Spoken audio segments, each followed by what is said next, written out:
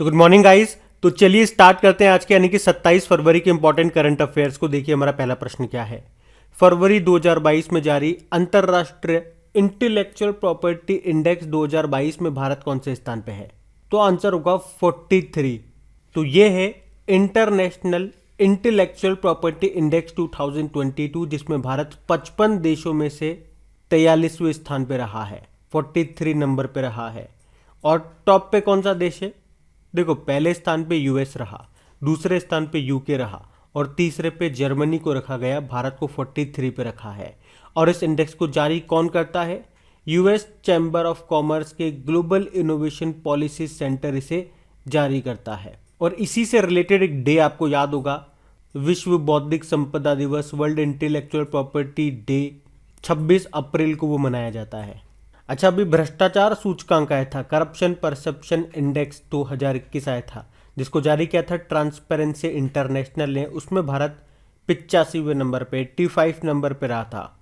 और लोकतंत्र सूचकांक भी आया था, डेमोक्रेसी इंडेक्स 2021, जिसको इकोनॉमिस्ट इंटेलिजेंस यूनिट ने जारी किया था। उसमें भारत 46 नंबर पे था, उसमें टॉप पे नॉर्वे था। और अभी ग्लोबल एंटरप्रेन्योरशिप मॉनिटर 2021-22 रिपोर्ट आई थी, उसमें भारत चौथे स्थान पे था, टॉप पे था सऊदी अरब।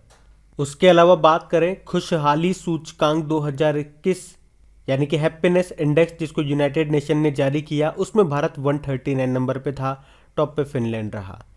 वैश्विक भुखमरी सूचकांक में भारत 101वें स्थान पे रहा।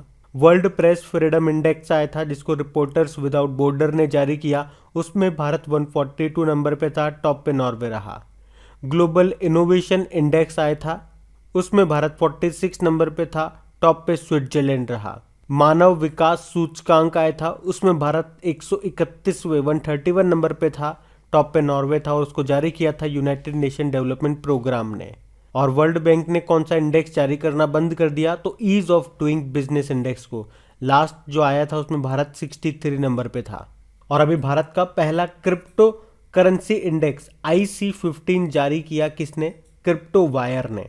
तो ये भी आप ध्यान रखेंगे। बढ़ते आगे।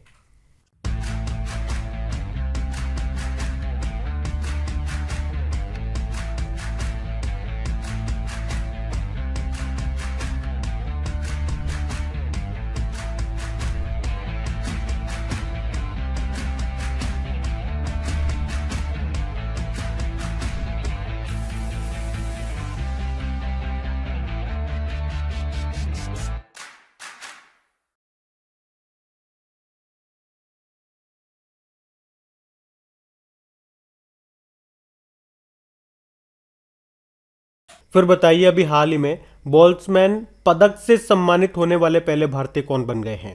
तो ये इंपॉर्टेंट क्वेश्चन है। तो आंसर होगा दीपक धर। तो अभी दीपक धर को सांख्यिकी भौतिकी के क्षेत्र में उनके योगदान के लिए प्रतिष्ठित बोल्ट्जमैन पदक से सम्मानित किया गया और इस पदक से सम्मानित होने वाले ये पहले भारतीय बन गए हैं। बोल्ट्जमैन मेडल की बात करें तो ये हर 3 साल में international union of pure and applied physics के सांख्यिकी भौतिकी पर C3 आयोग के द्वारा दिया जाता है। और आपको बता दूं, ये जो दीपक धर है, इन्हें 1991 में फिजिक्स में उनके योगदान के लिए शांति भटनागर पुरस्कार भी मिल चुका है। अच्छा, अभी 2021 में फिजिक्स का नोबेल पुरस्कार किसे मिला था? 3 जनों को मिला था। नाम क्या है? सुकुरो मनाबे, क्लॉस हैसलमैन और जॉर्जो परीसी। बाकी अगर पूछा जाए कि डॉक्टर सुभाष मुखर्जी पुरस्कार किसे मिला था? सतीश अडिगा को। और इसे देता कौन है? ICMR, Indian council of medical research. और सबसे इंपॉर्टेंट नाम है ये JC चौधरी का। अभी अंक ज्योतिष यानी कि न्यूमेरोलॉजी में पहली बार गिनीज वर्ल्ड रिकॉर्ड इन्होंने बनाया। और अनुकृति उपाध्याय अपने उपन्यास किंत्सुगी के लिए सुशीला देवी पुरस्कार इनको मिला। तो ये भी ध्यान रखना। बढ़ते आगे। अच्छा बताइए, फरवरी 2022 में एक्सरसाइज धर्मा गार्जियन 2022 का आयोजन ये कहाँ पे किया जाएगा? तो आंसर होगा कर्नाटक में। अच्छा, पहली बात तो ये हो गई कि एक्सरसाइज धर्मा गार्जियन ये होता किन के बीच में है? भारत और जापान के बीच में होता है। और 2022 में ये इसका तीसरा संस्करण है। कब से कब तक होगा? 27 फरवरी को शुरू होगा, जो कि 10 मार्च तक चलेगा। कहाँ पे? बेलगाम, कर्नाटक में।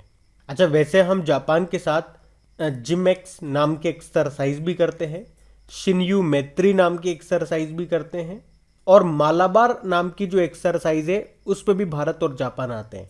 उसमें भारत भी आता है, जापान भी आता है, यूएसए भी आता है और अब तो ऑस्ट्रेलिया भी आने लग गया। अब बात यहाँ पे जापान की है तो ये रहा मैप में जापान। कैपिटल इसकी टोक्यो है, करेंसी है येन। वर्तमान में इसके प्रधानमंत्री कौन है? Fumio Kishida. और इसके पूर्व प्रधानमंत्री कौन थे? Shinzo Abe. उनसे 2 प्रश्न आपको याद रखने हैं। और अभी 2022 में इन्हें नेताजी अवार्ड मिला था। उसके पहले 2021 में पद्म विभूषण से इनको सम्मानित किया गया था। जापान की संसद को कहा जाता है डाइट, और सूर्योदय का देश, लैंड ऑफ राइजिंग सन, ये जापान को ही कहा जाता है। अभी हम लोगों ने पढ़ा था जापान ने अपनी पहली हाइड्रोजन से चलने वाली ट्रेन को लॉन्च किया है और उसका नाम क्या रखा है? हाइबारी। और जापान का एक सुपर कंप्यूटर भी है जिसका नाम क्या है? फुगाकू, जो कि दुनिया का सबसे पावरफुल सुपर कंप्यूटर है। और फुगाकू से एक प्रश्न मैंने आपको लिंक करके याद करवाया था। फुकुओका पुरस्कार ये जापान ने किसको दिया? पी साईनाथ को दिया। तो ये आप ध्यान रखना। बढ़ते आगे। अच्छा बताइए, हाल ही में किसे राष्ट्र ई गवर्नेंस डिवीजन के रूप में नियुक्त किया गया? तो आंसर होगा अभिषेक सिंह को। तो अभी आईएएस अधिकारी और डिजिटल इंडिया कॉरपोरेशन के सीईओ हैं ये अभिषेक सिंह, जिनको नए राष्ट्र ई गवर्नेंस डिवीजन के रूप में नियुक्त किया गया है। बाकी आपको याद होगा अभी इंटरनेशनल रबर स्टडी ग्रुप के अध्यक्ष बने थे KN राघवन। और भारत के पहले नेशनल मैरीटाइम सिक्योरिटी काउंसिल किसे नियुक्त किया गया? जी अशोक कुमार को। और टाटा सन्स के फिर से चेयरमैन बन गए N नागेश्वरन। तो ये भी नाम ध्यान रखना, न्यूज में थे। बढ़ते आगे। फिर बताइए, अभी हाल ही में पादप आधारित यानी कि प्लांट बेस्ड कोविड-19 वैक्सीन के उपयोग को प्रमाणित करने वाला पहला देश कौन सा बन गया दुनिया का? तो आंसर होगा कनाडा। तो अभी कनाडा प्लांट बेस्ड कोविड-19 वैक्सीन के उपयोग को प्रमाणित करने वाला पहला देश बन गया है। तो मेडिकेगो का 2 खुराक वाला ये टीका 18 से लेके 64 वर्ष यानी कि 64 ईयर के आयु के वयस्कों को दिया जा सकता है। अच्छा, इसी तरह से आपको याद होगा अभी कोविड-19 DNA वैक्सीन लगाने वाला पहला देश कौन सा बना था? तो आंसर होगा भारत। और उस वैक्सीन का नाम था जाइकोव डी, जिसको बनाया था जाइडस कैडिला ने। और कोवैक्सीन को किसने बनाया? भारत बायोटेक हैदराबाद की कंपनी है।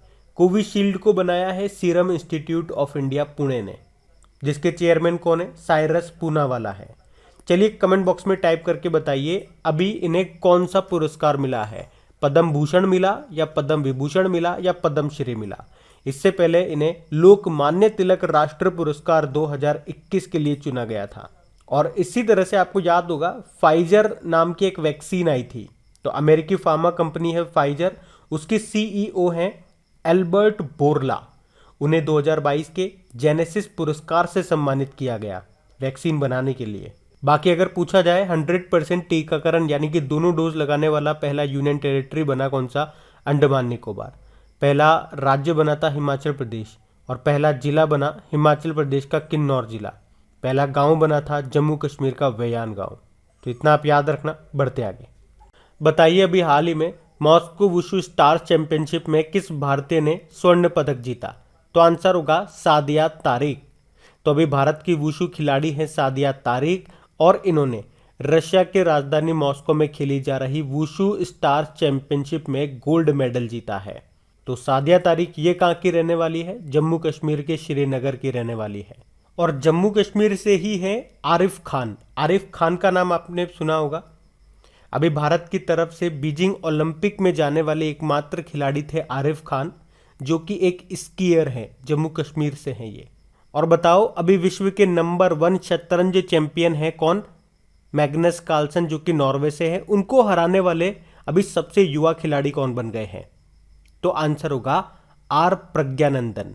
तो इनका नाम याद रखना है आपको। बढ़ते आगे।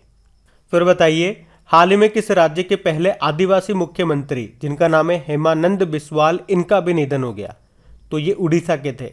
तो उड़ीसा के पहले आदिवासी मुख्यमंत्री और साथ ही राज्य के आखिरी कांग्रेस मुख्यमंत्री थे ये हेमानंद बिस्वाल, जिनका भी निधन हो गया है 82 वर्ष की उम्र में।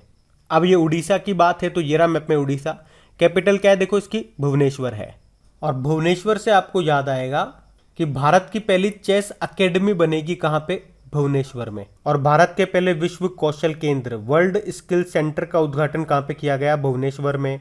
कोविड-19 योद्धा स्मारक बनाए जाएंगे भुवनेश्वर में। और एम्स भुवनेश्वर ने लगातार तीसरी बार कायाकल्प पुरस्कार जीता था। और भुवनेश्वर में ही देश का पहला फायर पार्क का उद्घाटन किया गया। बाकी यहाँ के मुख्यमंत्री तो नवीन पटनायक हैं और गवर्नर कौन है? गणेशी लाल है। अभी इंडिया स्किल्स 2021 जो नेशनल प्रतियोगिता थी उसमें उड़ीसा टॉप पे रहा था। और 24 घंटे 7 दिन नल से स्वच्छ जल देने वाला पहला भारतीय शहर बना था उड़ीसा का पुरी। अच्छा, उड़ीसा के कटक जिले में अभी बना है राज्य का सबसे लंबा पुल जो टी आकार का है, इसलिए इसका नाम है टी सेतु। महानदी पर यह बना है जिसकी लंबाई 3.4 किलोमीटर। और भारत का सबसे लंबा लॉन्गेस्ट डैम ऑफ इंडिया यह है हीराकुद डैम जो कि महानदी पर ही है। और एक प्रश्न और पूछा जाता है एग्जाम में कि कटक जो शहर है वो किस नदी के किनारे स्थित है? महानदी के किनारे। कटक में आपको बाराबती स्टेडियम भी मिलेगा और राष्ट्रीय चावल अनुसंधान केंद्र भी मिल जाएगा। उड़ीसा की ही है सुष्मिता लेंका जिनको एशिया पर्यावरण परिवर्तन पुरस्कार मिला था पेंगोलिन के संरक्षण के लिए। चलो बताओ, इस बार हमने वर्ल्ड पेंगोलिन डे ये कब मनाया? और उड़ीसा में नुआखाई महोत्सव मनाया जाता है, रजा पर्व यहाँ पे होता है, बाली जात्रा महोत्सव होता है, कोणार्क नृत्य महोत्सव होता है, छऊ महोत्सव होता है, बोईता बंदना महोत्सव यहाँ पे होता है। और देश के सर्वश्रेष्ठ समुद्री जिले के रूप में सम्मानित किया गया था उड़ीसा के बालासोर जिले को। और ये जो आप देख रहे हो ये है चिल्का लेक, एशिया की सबसे बड़ी खारे पानी की झील है ये। और भारत की पहली रामसर साइट भी यही है। कब दर्जा मिला था? 1981 में। और इसी में आपको नलबाना पक्षी अभ्यारण्य भी मिलेगा। यहाँ पे कौन सी डॉल्फिन पाई जाती है? इरावदी डॉल्फिन मिलती है यहाँ पे, तो ये याद रखना। बढ़ते आगे। फिर बताइए, फरवरी 2022 में भारतीय नौसेना का बहुपक्षीय अभ्यास मिलन 2022 ये कहाँ पे शुरू हुआ? तो आंसर होगा विशाखापत्तनम में। तो भारतीय नौसेना का बहुपक्षीय अभ्यास है ये मिलन 2022 जो कि अभी 25 फरवरी 2022 को आंध्र प्रदेश के विशाखापत्तनम में आयोजित किया गया। और इसका विषय क्या रहा? थीम क्या रही? सामंजस्य और सहयोग। अभी आपको याद होगा राजस्थान के जोधपुर में ईस्टर्न ब्रिज 6 नाम का एक्सरसाइज हुआ था भारत और ओमान के बीच में। और एक्सरसाइज कोबरा वॉरियर 2022 के बारे में पढ़ा था हमने, जो कि कहाँ पे आयोजित किया जाएगा? इंग्लैंड में। और इसमें भारतीय वायुसेना भी पार्टिसिपेट करेगी उन्होंने कहा। और भारत की तरफ से कौन सा विमान वहाँ पे भेजा जाएगा? तेजस। लेकिन अभी ऐसी भी न्यूज़ सुनने में आ रही है कि भारत ने उसमें अभी पार्टिसिपेट करने से मना कर दिया है। ये यूक्रेन और रशिया की टेंशन के कारण मना कर दिया। लेकिन आपसे प्रश्न क्या पूछा जा सकता है? एक्सरसाइज कोबरा वॉरियर 2022 का आयोजन किसने किया? इंग्लैंड ने किया। भारत जा रहा है या नहीं जा रहा वो आपसे नहीं पूछेंगे, जो पूछेंगे वो प्रश्न ये है। अच्छा, अभी भारत और रशिया के बीच में भी एक एक्सरसाइज हुआ था, पैसेक्स एक्सरसाइज अरब सागर में हुआ था। रशिया के साथ हम इंदिरा नाम की एक्सरसाइज भी करते हैं जो कि एक ट्राई सर्विस एक्सरसाइज है, तो ये आप ध्यान रखना। बढ़ते आगे। फिर बताइए, फरवरी 2022 में अंतर्राष्ट्रीय T20 क्रिकेट में सबसे ज़्यादा रन बनाने वाले खिलाड़ी कौन बन गए? तो आंसर होगा रोहित शर्मा। तो हिटमैन के नाम से मशहूर रोहित शर्मा अंतर्राष्ट्रीय T20 क्रिकेट में सबसे ज़्यादा रन बनाने वाले खिलाड़ी बन गए हैं। उन्होंने 123 मैच में 3307 रन बनाए हैं। तो फर्स्ट नंबर पे रोहित शर्मा, सेकंड पे न्यूजीलैंड के मार्टिन गुप्टिल और थर्ड पे विराट कोहली रहे। साकिबुल गनी, इनका नाम भी सुना होगा आपने, रणजी में डेब्यू मैच में ट्रिपल सेंचुरी लगाने वाले पहले खिलाड़ी बने ये। और अंडर 19 वर्ल्ड कप जीता था किसने? भारत ने 5वीं बार जीता था, भी इंग्लैंड को हराया था, जिसके कप्तान कौन रहे? यश ढूल। और अभी 1000 वनडे मैच खेलने वाली पहली टीम कौन सी बनी थी? भारत। और 1000वां मैच कहाँ पे खेला गया? मोटेरा स्टेडियम में, जो कि गुजरात में है। अच्छा, आप तो ये बताओ, दुनिया की सबसे उम्रदराज टेस्ट क्रिकेटर का निधन हो गया, उनका नाम क्या था? इलीन एश। और भारत की पहली महिला क्रिकेट कमेंट्रेटर का भी निधन हो गया, उनका नाम था चंद्रा नायडू। अभी किस भारतीय महिला बल्लेबाज ने सभी फॉर्मेट से संन्यास की घोषणा कर दी? तो आंसर होगा VR वनिता। और किस IPL टीम ने मेटावर्स में वर्चुअल स्पेस बनाया था? तो आंसर होगा गुजरात टाइटंस ने। तो ये भी कुछ इंपॉर्टेंट फैक्ट्स हैं, कुछ क्वेश्चन हैं, इनको ध्यान रखना। बढ़ते आगे। अब बताना है, फरवरी 2022 में भारतीय मंदिर वास्तुकला का अंतर्राष्ट्रीय सम्मेलन जिसका नाम है देवायतनम, ये कहाँ पर आयोजित किया गया? तो आंसर होगा कर्नाटक में। देवायतनम हमने कहा ये एक अंतर्राष्ट्रीय सम्मेलन है, किसके ऊपर? मंदिर और वास्तुकला यानी कि आर्किटेक्चर के ऊपर ये एक अंतर्राष्ट्रीय सम्मेलन है जो पहली बार आयोजित किया जा रहा है। अभी 25 और 26 फरवरी को ये किया गया, कहाँ पे? हम्पी कर्नाटक में। और इसका उद्घाटन किसने किया? हमारे पर्यटन व संस्कृति मंत्री जी किशन रेड्डी ने। अच्छा, मंदिरों से एक प्रश्न पूछता हूँ आपसे, बताओ रुद्रेश्वर मंदिर कहाँ पर है, जिसे आप रामप्पा मंदिर भी कहते हो? ये तेलंगाना में है। ये आपको क्यों याद रखना है? अभी यूनेस्को की वर्ल्ड हेरिटेज साइट में इसको शामिल किया गया और इस तरह से ये 39 नंबर की वर्ल्ड हेरिटेज साइट बन गई है भारत की। अच्छा, खजुराहो के मंदिर कहाँ पर है? मध्य प्रदेश के छतरपुर में है। कौन सी शैली में है? पंचायतन शैली। सबरीमाला के मंदिर हैं आपको केरल में मिलेंगे, जहाँ पे मकर विलक्कू त्यौहार लगता है। लॉर्ड अयप्पा को समर्पित है ये मंदिर। कामाख्या देवी का मंदिर मिलेगा आपको असम में, जहाँ पे अंबुबाची का मेला लगता है। कोणार्क सूर्य मंदिर उड़ीसा में मिलेगा, जिसे बैग पगोड़ा भी कहते हैं। और ये 100% सोलर एनर्जी से संचालित भारत का पहला मंदिर है, तो ये भी ध्यान रखना। बढ़ते आगे, बताइए फरवरी 2022 में किस विमान निर्माता कंपनी ने भारतीय नौसेना को 12वां P-8I लंबी दूरी का जो समुद्री गश्ती विमान है वो सौंपा है? तो आंसर होगा बोइंग। तो इस विमान का नाम है P-8I यानी कि पोसडाइन 8I। तो यूएसए की जो बोइंग कंपनी है उसने इसको बनाया है। ये लंबी दूरी का समुद्री गश्ती विमान है और इसी के साथ पनडुब्बी रोधी यानी कि सबमरीन को रोकने वाला विमान है ये। और ये 12वां P-8I विमान है, 12वें नंबर का, यानी कि किसने बनाया? बोइंग ने। अच्छा, राफेल किसने बनाया था? फ्रांस की एक कंपनी है डासोल्ट, उसने। सुखोई रशिया ने बनाया था। तेजस किसने बनाया? जो कि एक लाइट कॉम्बैट एयरक्राफ्ट है, हल्का लड़ाकू विमान है, ये हमने बनाया था, हिंदुस्तान एरोनॉटिकल लिमिटेड ने बनाया था। तो ध्यान रखना ये। बढ़ते आगे, तो चलिए देखते हैं कल की वीडियो में आपसे क्या प्रश्न पूछा गया था कि फरवरी 2022 में साहित्य अकादमी के द्वारा किसे उर्दू भाषा में साहित्य अकादमी पुरस्कार 2021 देने की घोषणा की गई? तो आंसर होगा चंद्रभान ख्याल को। आप सभी ने प्रश्न का बिल्कुल सही उत्तर दिया है। और गाइज, इन सभी क्वेश्चंस का क्विज बना करके आपकी क्रिक एग्जाम एप्लीकेशन में अपलोड कर दिया गया, वहीं पे आपको इनकी PDF भी मिल जाएगी। और सेशन अच्छा लगा है तो लाइक करके शेयर जरूर कीजिएगा। अब ये रहा आज का आपका होमवर्क प्रश्न।